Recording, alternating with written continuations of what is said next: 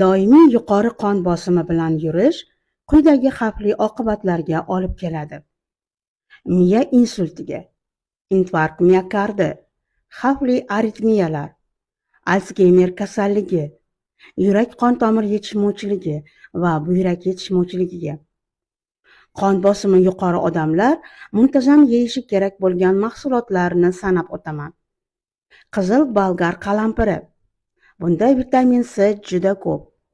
Yog'siz tvorog, kalsiy, magniy va kaliyga boy.